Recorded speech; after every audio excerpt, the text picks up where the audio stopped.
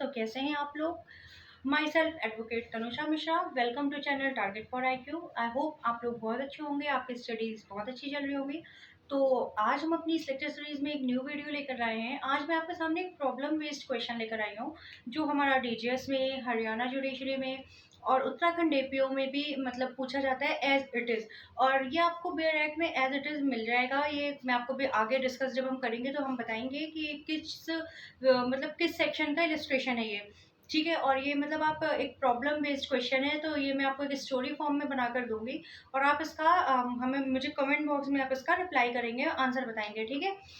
तो फिर स्टूडेंट्स, आज मुझे आपसे एक बात डिस्कस करनी थी। जैसे मैं वीडियोस बनाती हूँ तो मैं देखती हूँ नीचे बहुत सारे उसमें कमेंट्स रहते हैं कि मैम उत्तराखंड APO के रिलेटेड कुछ बुक बताइए, कुछ बताइए, कुछ बताइए। देखो स्टूडेंट्स, क्या है ना कि बुक मैं ऐसे किसी बुक का रेफरेंस आपको ऐसे जस्ट पर्टिकुलर नहीं दे सकती। मैं आपको पर्टिकुलर एक बुक का रेफरेंस दे दूँ और आप वही पढ़ के जाओ और क्या पता उसमें से एक भी क्वेश्चन नहीं आए, फिर आप बोलोगे मैम ने तो हमें पागल बना दिया। मैं अगर आप हिंदी मीडियम के स्टूडेंट हैं तो मैं आपको घटना चक्र प्रेफर बोल सकती हूँ। आप घटना चक्र के साथ जा सकते हैं, घटना चक्र ले सकते हैं, बहुत अच्छी बुक है। मैंने यूपी जुडिशरी के टाइम पे ली थी। और अगर आप इंग्लिश मीडियम के स्टूडेंट हैं तो आप सिंगल्स के साथ जा सकते हैं, सिंगल्स बेटर है। और भी कई सारी बुक्स अभी मार्केट में नए नई राइटर्स की, नए नए ऑथर्स की आ रही है, बट ये ना चूज आपको करना है कि आपको कौन सी बुक लेनी है, कौन सी बुक बेटर है। मेरे हिसाब से ये जिसमें 10 इयर्स के सॉल्व पेपर हो, आप वो बुक लीजिए। सिंगल्स मतलब रिलाई करती है, काफ़ी अच्छी बुक है सिंगल्स। पायल मैम ने भी सिंगल्स को ये आपको बोला है। और सिंगल्स पब्लिकेशन काफ़ी अच्छा है, काफ़ी टाइम से मार्केट में, तो आप सिंगल्स के साथ जा सकते हैं। और घटना चक्र तो है ही बहुत अच्छा, आप घटना चक्र को तो आंख बंद करके ले सकते हैं। परीक्षा मंथन, केस लॉस की एक परीक्षा मंथन की बुक है, आप वो ले सकते हैं। मैं ऐसे किसी बुक का आपको रिकमेंडेशन नहीं कर सकती कि आप ये बुक ले लो, वो बुक ले लो। देखो बुक्स क्या होती है ना, 10 इयर्स के पेपर ही मतलब उसमें आपको मिलते हैं, तो आपको उससे सिर्फ एक आइडिया लगेगा। बाकी क्या है ना कि हर बार नए नए क्वेश्चन पूछते हैं। देखो हम पढ़ते हैं, हमें लगता है यार यही सेक्शन तो है, बट जब एग्जाम में उस सेक्शन से रिलेटेड क्वेश्चन आता है तो हम हैंग ओवर हो जाते हैं, ये कौन सा क्वेश्चन आ गया, ये तो हमने कभी पढ़ा ही नहीं। और आप यूनिवर्सल भी पढ़ सकते हो अगर आप इंग्लिश मीडियम के स्टूडेंट हो तो। और अगर आप हिंदी मीडियम के स्टूडेंट हैं तो आप घटना चक्र पढ़िए, परीक्षा मंथन पढ़िए, CLA CLP को प्रेफर करिए। बुक्स सारी अच्छी हैं, सब में 10 ईयर के अनसॉल्व पेपर है। बट अगर आप मतलब विश्वास का है कि मार्केट में पब्लिकेशन अच्छा कौन सा चल रहा है, तो सिंगल्स बेस्ट है, तो आप सिंगल्स के साथ जा सकते हैं। बाकी मैं मुखर्जी नगर जाऊंगी, अगर मुझे कोई अच्छी न्यू बुक दिखती है तो मैं आपको ज़रूर रिकमेंड करूंगी अपने नेक्स्ट वीडियो में। तो आज का जो हमारा टॉपिक है वो कुछ ऐसा है, एक प्रॉब्लम बेस्ड है कि अगर हमने मतलब एक ऐसी प्रॉब्लम है, मैं आपके सामने भी डिस्कस करूंगी तो आपको समझ आएगा कि हाँ ये क्या है। ठीक है, और आप लोग अपनी पढ़ाई बहुत अच्छे से रखिए। मेरे कल वाले वीडियो को आप लोगों ने बहुत सारा प्यार दिया, उसके लिए थैंक यू सो मच। ऐसे ही आप लोग सपोर्ट करते रहिए। आप लोगों का ये सपोर्ट देखकर, प्यार देखकर हमें और भी अच्छे अच्छे वीडियोस बनाने का मन करता है। हम बहुत मेहनत से वीडियो बनाते हैं, तो आप प्लीज़ हमारे वीडियोस को ऐसे देखते रहिए, लाइक करते रहिए। और टारगेट फॉर IQ का एक ऐप भी है, आप प्ले स्टोर से जाकर उस ऐप को डाउनलोड कर सकते हो। उस ऐप पे आपको सारी इन्फॉर्मेशन मिल जाएगी। टारगेट फॉर IQ का एक फ्री ग्रुप चल रहा है टेलीग्राम पे, आप उसे ज्वाइन करिए, वहाँ आपको सारी इन्फॉर्मेशन मिलती रहती हैं। पर डे आपको उसमें क्वेश्चंस मिलते हैं, टेस्ट सीरीज वगैरह भी उसमें आती रहती है। और एक पेड ग्रुप हमारा चल ही रहा है। पेड ग्रुप आप ज्वाइन करने के लिए डिस्क्रिप्शन बॉक्स में आपको नंबर मिल जाएगा, आप उस नंबर पे कॉल कर सकते हैं, उस पर सारी इन्फॉर्मेशन ले सकते हैं। उत्तराखंड जुडिशरी हमारा कभी भी हो सकता है, जिसने फॉर्म नहीं भरा वो फॉर्म फिल कर दीजिए। फॉर्म की लास्ट डेट 23 अगस्त है और 63 पोस्ट है इसमें। तो और बहुत ही कॉन्साइज वे में इसका सिलेबस है। पायल जैन मैम ने अपनी वीडियो में बहुत अच्छे से सिलेबस को डिस्क्रिप्टिव फॉर्म में बता रखा है, तो प्लीज़ आप वो वीडियो ज़रूर देखिएगा, उसमें आपको सारी इन्फॉर्मेशन मिल जाएगी। तो हम अब ज़्यादा टाइम वेस्ट नहीं करते हुए अपने इस टॉपिक पे आते हैं। अगर आपको वीडियो पसंद आती है तो प्लीज़ एंड तक देखिएगा और लाइक करिएगा, शेयर करिएगा, सब्सक्राइब करिएगा। अब हम अपने मेन टॉपिक पे आते हैं। तो मैं जिस प्रॉब्लम की बात कर रही थी, मैंने ब्लैक बोर्ड पे लिख रखा है, आपको दिख रहा होगा, सॉरी व्हाइट बोर्ड पे। तो अगर आपको हमारा पेड ग्रुप ज्वाइन करना है, आपको हमारे पेड ग्रुप पे भी बहुत सारी इन्फॉर्मेशन मिल जाएंगी, जो कि मतलब उत्तराखंड जुडिशरी से रिलेटेड। तो आप इस नंबर पे कॉल करके जान सकते हैं, 7500 110 11314। ये आप नोट डाउन कर लीजिए, 7500 110 11314। ठीक है। उत्तराखंड APO मैंने यहाँ पे लिख रखा है, वैकेंसी टोटल 63 है और 23 अगस्त लास्ट डेट है। तो प्लीज आप लोग जल्दी जल्दी फॉर्म फिलअप कर दीजिए जिन्होंने नहीं फिल किया है।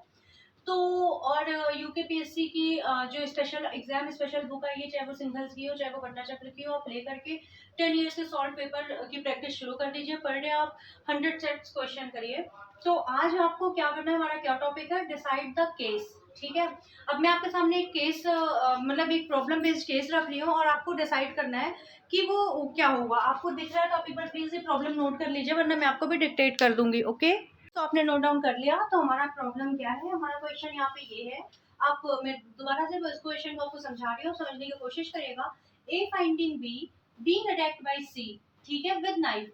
ये हो गया, फिर कॉमा लगा हुआ है यहाँ पे। हमारे आईपीसी में लॉ में कॉमा का बहुत इंपॉर्टेंस होता है, तो इसको हमेशा याद रखिएगा। shoots at C thereby intending to save B। समझ आ गया इतना? The shot misses C and kills B। C जो इसका शॉट था वो मिस हो गया और C की जगह B मर गया। तो has a committed any offence, क्या ए ने कोई ऑफेंस कमिट किया है? यहाँ पे मैंने 3 पार्टीज बना रखी, ए बी एंड सी, ठीक है। ए है, ये देखता है कि बी जो है वो मतलब ये देखता है कि सी जो है वो बी को चाकू से गला उसका काट रहा है। तो इसके इस इंटेंशन से कि मैं बी की जिंदगी बचा लूं, सी जो बी को अगर चाकू से गला काटेगा तो बी तुरंत मर जाएगा, तो मैं गोली चला देता हूँ, एक फायरिंग कर देता हूँ, जिससे मैं मतलब जिससे वो सी ने जो बी के गले पे चाकू रखा है वो हटा ले, आवाज सुन के वो हटा ले। लेकिन उसकी जगह उसका निशाना चूक जाता है और जो है बी मर जाता है। उसने इसका इंटेंशन बिल्कुल नहीं था कि वो बी को मारे। अब इंटेंशन में क्यों बोल रही हूँ, आपने पढ़ा होगा हमारी आईपीसी में मेंसिरिया एक वर्ड है, मेंसिरिया। मेंसिरिया मेंसिरिया मतलब क्या होता है, ये कॉन्सेप्ट है मेंसिरिया का, मैगजीन्स है, इसको मैं आपको डिटेल में बताऊंगी। इसलिए मैं बोलती हूँ आप पेड ग्रुप ज्वाइन करिए, वहाँ लाइव क्लासेस चलती है, तो आपको सारी बातें डिटेल में हो सकती है वहाँ पे। तो मेंसिरिया बस इतना अभी ये समझ लो कि हमारा जो आईपीसी है वो पूरा इंटेंशन पे बेस्ड है। अब कोर्ट में भी हम आर्ग्यूमेंट करते हैं, जैसे किसी का मर्डर हो जाता है तो वहां पे भी हम जज साहब के सामने बेल कराते हुए यही बात बोलते हैं कि हमारे क्लाइंट की इंटेंशन नहीं थी, मोटिव प्रिपरेशन। हमारा आईपीसी किस चीज से चलता है, सबसे पहले इंटेंशन, मोटिव, प्रिपरेशन, कि हमारी इंटेंशन कैसी थी, हमने उसके लिए क्या मोटिव बना रखा था, प्रिपरेशन कैसे कर रखी थी। अब जैसे हम घर से हमारी लड़ाई हो, हमने एकदम इंटेंशन है हमारी कि मैं आज ए बंदे को मारूंगी, ए बंदे को मैं मारूंगा, बट मैंने कोई प्रिपरेशन नहीं की, मैंने कोई मोटिव नहीं किया और मैं जो है घर से निकल गई और उसको किसी और ने मार दिया, बट इंटेंशन तो मेरी भी थी ना। तो आईपीसी में इंटेंशन पनिशेबल होती है। मैं आपको बाकी डिटेल्स डिस्क्रिप्टिव फॉर्म में बताऊंगी जब आईपीसी के लेक्चर्स पढ़ाऊंगी।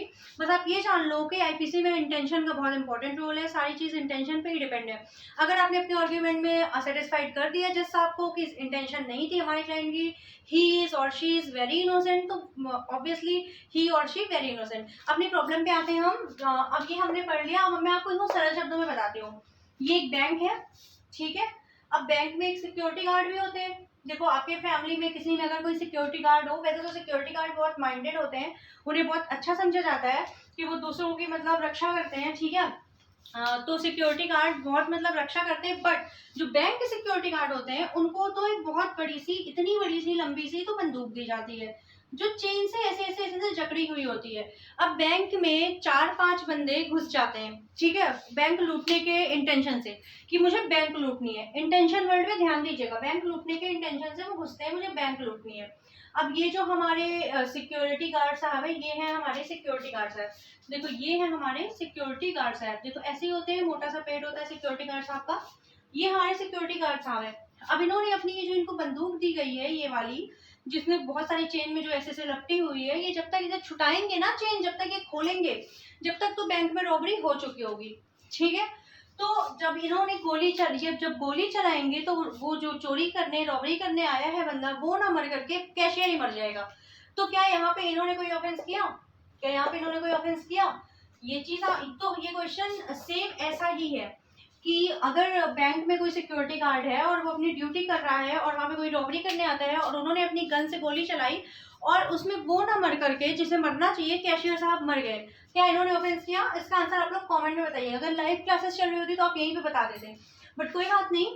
अब बात आती है, ये जो आपका क्वेश्चन है ये आपको आरजेएस में एज इट इज मिलेगा, ठीक है, उत्तराखंड एपीओ में एज इट इज मिलेगा। और ये क्वेश्चन क्या है, ये क्वेश्चन हमारा सेक्शन 92 के इलस्ट्रेशन बी है। ये क्वेश्चन हमारा क्या है, बट वहां पे ये चीज ऐसे नहीं है, वहां पे टाइगर की बात है, जेड करके लिखा हुआ है। मैं भी आपको 92 पढ़ाऊंगी तो बता दूंगी। हमारा सेक्शन 92 आईपीसी क्या कहता है, सेल्फ डिफेंस की बात करता है, जहां पे लिखा हुआ है कि कोई ऐसा मतलब हमारा सेक्शन 92 जो बात करता है वो सेल्फ डिफेंस की बात करता है, जहाँ पे मैं आपको बताऊंगी इसमें उसकी जो हेडिंग है वो है act done in good faith for benefit of a person without consent.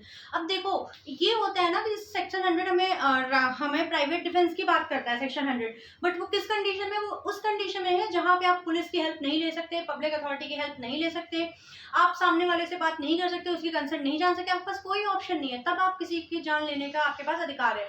ठीक है, जैसे कि आपके घर में 12 बजे रात को, 1 बजे रात को 4 लड़के घुस जाते हैं और कोई लेडीज अकेले सो रही है, घर में रह रही है और उसका रेप करने की कोशिश करते हैं, तब वो पुलिस की या पब्लिक की हेल्प नहीं ले सकती, 100 नंबर पे कॉल वो नहीं कर सकती एट टाइम, क्योंकि 4 बंदे एक साथ घुस गए, किसी ने फोन छीन लिया, किसी ने हाथ पैर बांध दिया, और उस वक्त वो पब्लिक की हेल्प भी नहीं ले सकती, तब उसके पास राइट है, राइट टू प्राइवेट डिफेंस का। Right to private defence section 100 का डिस्क्रिप्टिव फॉर्म है, काफी इसके अलग अलग एसेंस है, वो भी मैं आपको बाद में डिस्क्रिप्शन में बताऊंगी, बस अभी आप इतना समझ लीजिए कि जब हमें पब्लिक हेल्प लेने का, पब्लिक अथॉरिटी से बात करने का मौका नहीं मिलता, तब हमें प्राइवेट डिफेंस का राइट है।